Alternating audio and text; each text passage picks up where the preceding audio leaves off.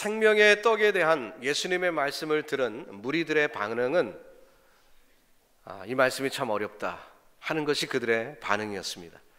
이 표현의 뜻은 물론 예수님의 말씀이 문자 그대로 이해하기 어렵다 뭐 그런 뜻으로도 이해할 수 있겠지만, 사실은 이해하기 어렵다라기보다는 그들이 스스로 거부한 것이죠.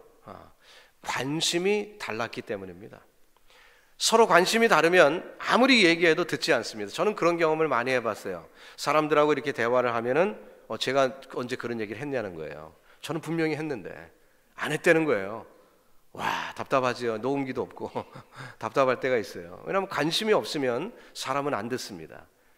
그런 우리이기 때문에 관심이 있느냐 없느냐는 사실 대화에 상당히 중요한 것이죠.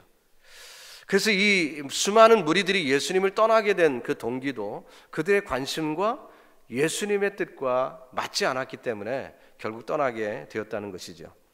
신앙생활을 시작하려고 하지만 걸림돌에 걸려서 넘어지는 경우들을 종종 볼 수 있습니다. 인생이 힘들고 어려워 그래도 한번 예수 믿고 신앙생활 해보려고 하는데 출발점부터 탁 문제에 봉착할 때가 있어요. 결심해서 드디어 교회에 나왔습니다. 이게 보통 어려운 일이 아니죠. 그런데 나오자마자 그 첫 주일에 목사님이 맨날 설교에 돈 하는 거예요. 돌겠죠 그러면. 답답할 것입니다. 그래서 어려움이 될 수도 있고요. 어떤 경우는 결심해서 나왔는데 원수도 외나무 다리에서 만난다는 듯 글쎄 교회 라비에서 그 왼수를 딱 만난 거예요. 그러면 그 계속해서 발걸음을 하기가 어렵죠. 또 신앙생활을 좀 해놓으라고 하는데 앞에 서 있는 목사나 혹은 장로가 부도덕하다는 이야기를 듣게 됩니다. 그런 얘기를 들을 때 저 사람은 신앙생활을 저렇게 오래 했는데도 저 모양 저꼴이면 나 이거 해봤자 소용없구나 하고 뒤로 돌아설 수도 있지 않겠습니까? 수많은 시험들이 우리 주변에 있습니다. 10년쯤 전에 아주 밝은 좋은 소식을 들은 적이 있습니다. 그것은 제가 평소에 존경하던 이어령 씨가 문화장관까지 지냈죠. 그분이 세례를 받게 됐다는 거예요. 도쿄에서 세례를 받는 그런 일이 있었는데 그 소식을 접하고 얼마나 반가웠는지 몰라요. 그분은 정말 냉철하게 문학 비평을 할 때 보면은 원 저자의 책을 읽을 때보다 더 신나게 그의 평론을 읽었던 때가 굉장히 많습니다. 요즘도 제가 그분 또 새로 쓴 책을 읽고 있는데요. 참 즐겁게 읽던 일들이 있었는데 그가 얼마 전부터 지상의 언어에 이 회의를 느꼈다는 것입니다. 그것이 헛되다는 것을 깨달았대요. 그래서 이 지상의 언어가 헛되기 때문에 뭔가 새로운 것을 찾아 헤매는데 상당한 고독을 경험하다가 그 고독 속에서 절대자를 만났다 하는 그런 고백을 했습니다. 그가 젊은 시절 교회를 찾지 않았던 것이 아닙니다. 젊은 시절 성경을 읽지 않았던 것이 아닙니다. 열심히 진리를 탐구했죠. 그렇지만 그런 성경 지식으로만 그에게 채워졌을 때 그는 그것을 비판의 도구로 사용했습니다. 노아가 진짜 사랑이 있었다면 물속으로 뛰어들었어야 되지 않겠느냐 뭐 이런 식으로 말이죠. 그가 가진 지식으로 성경을 비판하고 혹은 교회를 비판했습니다. 그는 결국 저항과 분노의 실존주의자의 길을 걸었던 것입니다. 그러던 사람이 50년 전에 이렇게 절대자를 찾았던 그가 만나지 못했을 때는 결국 언어의 창조가 문학 비평이니까 그 길을 걷겠노라 했던 그였지만 그가 변화가 됐어요. 근데 그가 변화가 될 때 그에게 계기가 되었던 어떤 일이 있었는데 그가 이런 이야기를 들었을 때였다고 합니다. 어떤 엄마 물고기가 새끼 물고기에게 질문을 받았습니다. 근데 그 새끼 물고기가 질문한 내용이 뭐냐면 엄마, 바다가 뭐예요? 이런 질문이었대요. 바다가 뭐냐고. 그랬을 때 이 엄마 물고기가 곰곰이 생각하다가 모르겠는데 그렇게 대답을 했대요. 물속에 살면서 바닷속에 살면서 바다를 모르겠다. 그것이 그의 대답이었다고 하죠. 그렇지만 새 중에 날치라는 놈이 있습니다. 이 날치는 물속에 살다가 한 번쯤은 그 창공을 향하여 힘차게 날아가는 것입니다. 그래서 그 나르는 그 순간에 바다를 보는 거죠. 그가 물속에 있을 때는 볼 수 없었던 그 바다, 그러나 그 물을 박차고 올라가는 그 브레이크트루 하는 그 순간에 이 바다를 볼 수 있는 그 날치의 경험을 생각하면서 그는 자신에게 그런 얘기를 했다는 거예요. 내가 내 인생에 한번 내 인생을 브레이크트루 하는, 한번 박차고 일어나는 그런 경험을 해야 내 인생을 제대로 알 수 있겠구나. 그것을 깨달았다는 것입니다. 그래서 신앙생활을 통해서 정말 이 브레이크트루 하는 그 경험을 새롭게 하게 되었다는 그 고백을 합니다. 여러분, 우리가 살다 보면 사는 게 다 뭐 그런 거지, 뭐 이민생활이 그렇고 그런 거야, 처음에는 뭐 아메리칸 드림 어쩌고 저쩌고 하지만 다 인생이 그렇고 그런가, 그냥 대충 살다가 그냥 가면 돼, 뭐 이렇게 얘기하는 어른들을 종종 대하는데요, 답답합니다. 답답해요. 그들은 브레이크트루를 하지 못합니다. 그저 물속에 갇혀 물밖에 보지 못하다가 그냥 가는 것뿐이죠. 브레이크트루의 순간이 필요합니다.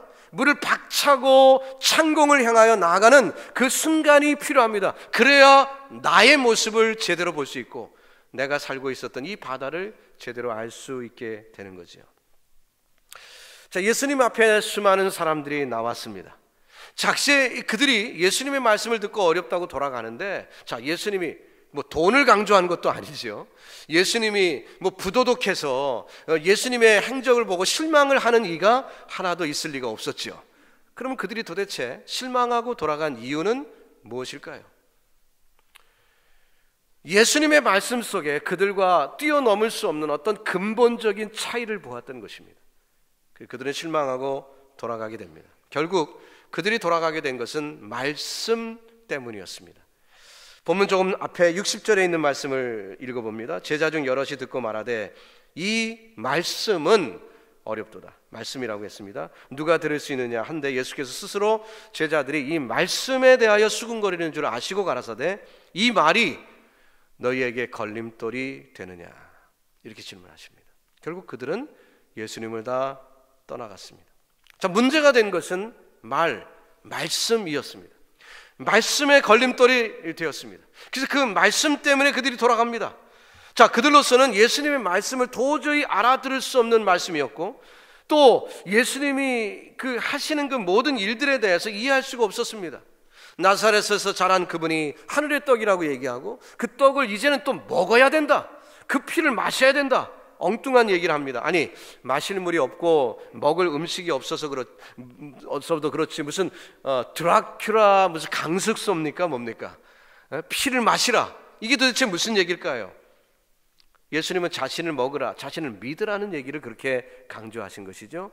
자, 그런데 예수님과 관계가 있어야 된다는 것인데 이들은 이 관계에 도무지 관심이 없었던 것입니다. 예수님의 능력만 그들이 원했던 것이지 예수님과 어떤 관계에 맺는 것 좀 복잡하다는 거예요. 그들은 원치 않습니다. 제가 10여 년 전에 건강이 좋지 않아서 병원 신세를 진 적이 있었는데요, 그때 병원을 자주 다닐 때 전문의가 저한테 이런 얘기를 한 적이 있습니다. 목사님은 체질이 좋지 않습니다. 그렇기 때문에 아무 음식이나 먹어서는 안 됩니다, 그러는 거예요. 젊은 저는 그냥 뭐 주시는 음식 다 먹었죠. 또 목회하는 사람이니까 성도들이 좋은 거 좋다는 건 다 그냥 주면 다 받아 먹었던 저희였습니다.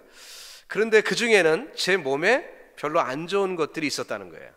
그러면서 그분이 한국말을 못하는 분이니까 영어로 이렇게 표현했습니다. You are what you eat, 이렇게 얘기하는 거예요. 당신은 먹는 것이 즉 당신입니다. 그러니까 먹는 거 조심하세요, 이러는 거예요. 저는 제 체질이 그런 줄 몰랐죠. 그런데 심장이 망가지면서 그제서야 깨달았습니다. 그렇구나, 내 체질은 이런 것이구나. 그래서 그 체질에 맞는 음식을 먹어야 되는구나, 이것을 깨달았어요. 그러다가 그래서 요즘은 이제 먹는 건 조심하지만 그러다가 이것이 영적인 의미가 있구나 하는 것을 깨닫게 됐습니다. 우리가 영적인 몸에도 영적 삶에도 우리가 무엇을 먹느냐 하는 것은 상당히 중요한 것입니다. 우리의 마음에 무엇을 넣느냐는 것은 너무너무 중요한 것입니다.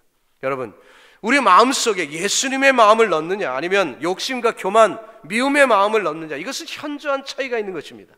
우리가 우리의 마음속에 무엇을 넣느냐에 따라서 우리가 결정이 된다는 것입니다. 제가 고상하게 한번 영어로 한번 해보겠습니다. You are what you think, you are what you care, you are what you mind. 그렇게 된다는 거예요. 우리가 생각하는 것대로 우리가 되는 것이고, 우리가 무엇에 관심 쓰느냐가 중요한 것이고, 우리가 어떤 것에 신경 쓰느냐가 결국 우리 자신을 결정하게 되어 있다는 것입니다. 여러분은 지금 무엇에 그렇게 관심이 많습니까? 여러분의 최대의 관심사는 무엇입니까? 바로 그것이 여러분이십니다. 두말할 나위 없어요. 그것이 여러분입니다. 세상 말해도 돼지의 눈에는 뭐밖에 안 보인다고 하지요. 바로 그것입니다. 내가 관심 쏟는 것, 내가 지금 care하는 것, 내가 생각하는 것, 그것이 바로 나예요. 내가 먹는 것이 내가 되는 것처럼 말이죠. 소원하기는 여러분의 마음속에 예수님의 사랑의 마음을 넣기를 주님의 이름으로 축복합니다. 예수님의 말씀이 여러분에게 들어가, 예수님의 자비가 우리의 마음속에 들어가 그것이 나를 주관하는 축복이 있기를 주님의 이름으로 축원합니다. 마태복음 4장에 보면 예수님께서 사단에게 시험을 받는 장면이 나옵니다. 40일간을 금식하셨어요. 40일간을 금식하셨으니 똑같은 우리와 같은 육체를 가지셨던 주님이니까 얼마나 배가 고팠겠습니까? 근데 사단이 그에게 도전하기를 돌덩이로 떡을 만들라는 도전을 했습니다. 예수님께 그런 능력이 있지요. 그러니까 그런 도전을 했습니다. 그때 주님이 뭐라고 답하십니까? 대답하여 가라사대 기록되었으되 사람이 떡으로만 살 것이 아니라 하나님의 입으로 나오는 모든 말씀으로 살 것이라. 즉 예수님의 양식은 하나님의 말씀이라는 거예요. 그래서 그 말씀으로 살기 때문에 예수님은 즉 하나님의 말씀인 거죠. 예수님의 결정은 하나님의 말씀을 먹음으로 이미 결정이 된 것입니다. 저와 여러분에게도 이 말씀이 적용되기를 바랍니다. 우리가 오늘 왜 사느냐, 나의 인생을 주관하는 것은 내가 생각하던 수많은 세상 일들이 아니라 내가 하나님의 말씀을 먹고 그 말씀이 나를 주관하기에 말씀이 내 삶을 결정하는 축복이 있기를 주님의 이름으로 축원합니다. 자, 그런데 2000년 전에 예수께 나왔던 사람들의 목적은 무엇이었습니까? 그들은 세상에서 어떻게 하면 아무 걱정 안 하고 살까? 오병이어로 5,000명을 먹이는 주님 보니까 저 정도 실력이면 됐다.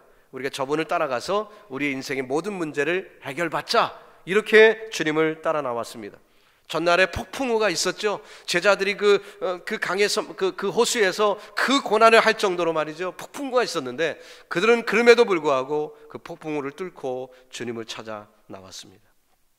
근데 주님이 말씀하기를 자기는 죽어야 되고 그러니까 자기를 먹고 자기 피를 마시면 뭐 된다, 뭐 이런 앞뒤가 안 맞는, 그들로서는 아니 우리가 살고자 왔는데 죽으라고 말씀하는 그런 이야기를 하시니까 이해가 안 되는 거예요. 오늘날에도 많은 사람들이 교회를 찾아 나옵니다. 무엇 때문에 나왔을까? 무엇 때문에 나왔을까? 이유야 뭐 다양하겠죠. 하지만 공통적인 부분이 하나 있어요. 신앙이 있든 없든 간에 교회 찾아 나온 사람들은 똑같은 공통점이 하나 있어요. 그건 뭐냐면은 뭔가 부족을 느끼기 때문에 나온 거죠. 뭔가 부족하니까. 믿지 않는 사람도, 예수님에 관심이 없는 사람도 그래도 꾸역꾸역 교회에 나온 이유는 자기가 뭔가 세상에 부족을 느끼니까 찾아 나온 것입니다. 또 당연히 믿음이 있는 사람은 자기의 겸손, 자기를 볼 때 자기는 부족하니까 예수님이 필요하니까 주님 앞에 나오는 것이죠. 자, 뭔가 자기의 인생을 돌아보며 이거는 아니다 생각하니까 고상하게 한번 살아보려고 나온 이들이 있습니다. 어떻게 하면 좀 더 바르게 살까? 어떻게 하면 좀 더 의롭게 살까? 내가 지금 닥친 시련을 어떻게 하면 극복할 수 있을까? 인생의 돌파로 한번 찾아보자. 그래서 교회에 나왔죠. 근데 교회에서는 인생의 돌파구 같은 거는 가르쳐주질 않습니다. 세상 사는 법, 사업 잘하는 법, 뭐 이런 것 가르쳐주지 않습니다. 도무지 알아듣기 어려운 얘기만 잔뜩 하죠. 뭐 죄, 십자가, 뭐 사랑, 구원, 뭐 원수까지 사랑하라? 뚱딴지 같은 소리죠. 원수는 갚아야 속이 시원한 건데 도대체 이해 안 되는 말들을 하고 있습니다. 예수님께서 기도를 가르쳐 주실 때 이런 문구가 나오죠. 뜻이 하늘에서 이룬 것 같이 땅에서도 이루어지이다. 누구의 뜻입니까? 무슨 뜻이죠? 하나님의 뜻을 얘기합니다. 예수님의 관심은 오로지 하나님의 뜻이 이 땅에 이루어지는 데만 있어요. 로마 통치의 식민지에서 어떻게 여기에서 자유를 얻게 될까? 인류의 빈곤 퇴치는 어떻게 할 것인가? 기아 대책은 어떻게 할 것인가? 예수님 관심 별로 없으셨어요.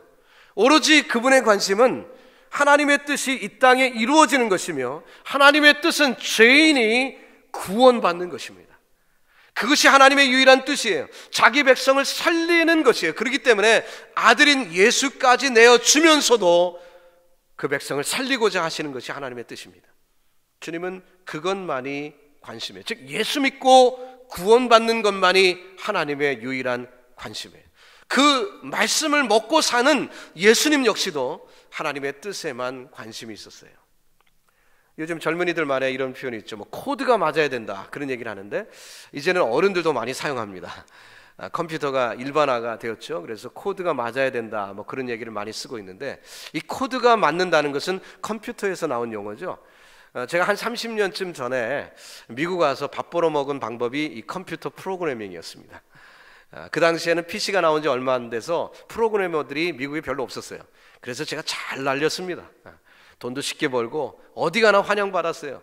컴퓨터가 이렇게 보급이 되는데 프로그램 정도는 모르잖아요. 근데 제가 딱 만들어갖고 딱 해주면 아이고 깜짝 놀라고요. 그분들은 밤새도 해결 못하던 거를 제가 그냥 1시간 만에 딱 해결해주면은 와 신기하다는 듯이 막 바라보고 그랬던 적이 있습니다. 한 번은 신학교에서 공부를 하는데 박사과정에 조금 선배되는 어떤 선배님이 이 논문을 거의 다 끝냈는데 글쎄 딜리트 버튼을 잘못 눌러갖고요 이걸 다 지워버린 거예요. 파일 전체를 지워버린 거예요. 1년 2년 수고했던 논문이 다 날아가 버리니까 얼굴이 그냥 샛노래졌어요. 그래갖고 제가 컴퓨터 조금 하는 줄 아니까 저한테 연락이 왔습니다. 이 목사님 내가 이 실수를 해갖고 지금 논문을 다 날려버렸는데 어떻게 하면 좋으냐고 하고 이제 하소연을 하는 거예요. 그래서 목사님 절대로 컴퓨터 손대지 말고 고스란히 저한테 갖고 오세요. 손대지 말고 고스란히 갖고 오세요. 뭐 잘못하면 안 되니까 고스란히 그냥 갖고 오라고. 그래갖고 제 방에 갖고 왔어요. 그래서 제가 이렇게 저렇게 하면서 그 논문의 한 95% 이상을 다 살려줬어요. 그랬더니 깜짝 놀랍더라. 분명히 지워버렸는데 어떻게 이거 살려놨냐는 거예요. 코드를 알면 되는 거죠. 컴퓨터를 알면 되는 거죠. 간단한 지식인데 그 당시에는 모르는 사람들이 많으니까 해결을 못하고 어려웠던 적이 있어요. 근데 이제 그걸 풀어주니까 제가 밥 맛있게 잘 얻어 먹었습니다. 사실 우리가 말이죠 이 코드가 맞으면 술술술술 풀리는데 이 코드를 모르면은 전혀 해결을 못합니다. 삶이 그래요. 근데 하나님과 우리 사이도 그렇습니다. 우리가 스스로 왔건 끌려왔건 교회에 일단 나온 사람은 자신의 부족을 깨닫기 때문에 나온 것이라고 생각이 되는데 그런데 문제는 주님과 코드가 맞아야 우리 신앙생활이 올바로 성장하고 발전할 수 있는 것입니다. 만약에 이 코드가 맞지 않으면 우리가 아무리 노력하고 많은 봉사를 했고 많은 희생을 한 것 같아도 열매가 없어요. 열매가 없어요. 코드가 맞아야 됩니다. 제가 오늘 이 코드를 알려드릴 테니까 분명히 아시는 귀한 시간 되시길 바랍니다. 저는 24년 전에 제가 단독 목회를 시작하면서 담임 목회를 시작하면서 제가 섬기는 교회는 사람들이 별로 안 올 걸로 생각을 했어요. 왜냐하면 제가 받은 은혜는 그냥 말씀만 전하는 거거든요. 남들처럼 복 많이 받아라, 뭐 잘 될 거다, 예수 잘 믿으면 비즈니스 잘 될 거다, 뭐 이런 얘기 해주고 싶은 마음은 있지요. 그러나 그것은 진리가 아니거든요. 하나님의 말씀을 강론할 때 그거 전하는 것은 옳지 않거든요. 그래서 고지식하게 성경만을 강론하고 있기 때문에 저는 사람들이 많이 안 모일 줄 알았어요. 그런데요 18명이었던 교인이 30명, 50명, 100명, 200명, 300명, 400명, 500명 늘어나더라고요. 신기하더라고요. 엘리야 때 7천을 남겨놨던 주님의 말씀이 사실이었듯이 오늘 이 시대도 하나님의 말씀, 내가 세상에 잘 먹고 잘 사는 게 목적이 아니라 하나님의 말씀, 이 양식을 먹어야 된다, 이런 분들이 의외로 많더라고요. 그들이 예수님께 모였듯이 비단 12명이지만 주님은 그 12명으로 세상을 바꿔놨습니다. 5,000명이 아니었어요. 12명이었어요. 12명이었습니다. 오히려 그들이 양식을 말씀으로 삼았을 때, 말씀을 양식으로 삼았을 때 그들의 삶은 온전히 예수님처럼 됐고, 그들이 예수님처럼 전했던 말씀이 사람들에게 스며들어 그것이 양식이 되었을 때 세상이 변하게 되고 천국을 누리게 되는 것입니다. 샌프란시스코의 금문교를 가보십시오. 안개 낀 그 순간에 금문교를 바라보면요 그냥 떨어지고 싶어요. 떨어지고 싶어요. 그래 구름이 나를 탁 안아주고 그냥 행복하게 죽을 것 같아요. 거기서 수천 명이 죽는 거예요. 이 좋은 나라에서, 세계 최고 강국인 이 나라에서 왜 자살이 이렇게 많습니까? 한국이 옛날에 못 살 때는 자살 별로 없다가 잘 살게 되니 자살률이 높아진 이유가 뭐지요? 다 증명입니다. 세상은 입에 풀칠하는 것으로 다 되는 것이 아니라는 것입니다. 주님께서 우리를 창조하실 때 생명을 불어넣어 주셔서 우리를 만드셨던 것처럼 우리는 영적 충족이 있어야 만족할 수 있습니다. 집 좋은 거 하나 샀다고 만족이요? 며칠 못 갑니다. 그렇죠? 그런 것으로 우리가 채워지는 것이 아닙니다. 우리는 단순히 세상의 유익을 얻기 위해 이것이 나온 게 아니죠. 우리를 향하신 하나님의 뜻, 그것이 목적인데 많은 사람들이 그 목적이 맞지 않을 때 예수님을 떠나갔습니다. 이미 주님은 그것을 알고 계셨습니다. 당황하지 않았습니다. 심지어 12명, 그들 중에 누가 예수님을 팔아넘길 것까지도 알고 계셨어요. 64절, 그러나 너희 중에 믿지 아니하는 자들이 있느니라 하시니 이는 예수께서 믿지 아니하는 자들이 누구며 자기를 팔 자가 누구인지 처음부터, 요한이 기록하는데요, 알고 보니까 처음부터 알고 계셨어요. 처음부터. 근데 주님은 그냥 두셨어요. 얼마 남지 않은 제자들에게 예수님이 묻습니다. 너희도 가려느냐? 너희도 가려느냐? 자, 이 말씀은 많은 사람들이 떠나니까 화가 나갖고 니들도 가지? 하고 홧김에 하신 말씀이 아닙니다. 그들이 떠나지 않는다면 왜 떠나지 않는지를 다시 한번 확인하기를 원하셨던 거죠. 왜 떠나지 않아야 되는지 목적을 분명히 하고자 하셨던 것입니다. 다른 사람들은 다 가는데 너희는 왜 안 가느냐라고 이렇게 물을 때 베드로가 뭐라고 대답했습니까? 주여, 영생에 무엇이요? 말씀이 계심에 우리가 네게로 가노니까. 정곡을 찔렀어요. 베드로는 알았습니다. 60절에 사람들이 무엇이 시험 걸려서 떠났다고요? 말씀이 어렵구나. 이 말씀 우리가 코드가 안 맞아. 말씀 때문에 떠나버렸어요. 근데 베드로는 왜 남았다고요? 말씀 때문에 남았다고 했어요. 정답입니다. 말씀 때문이죠.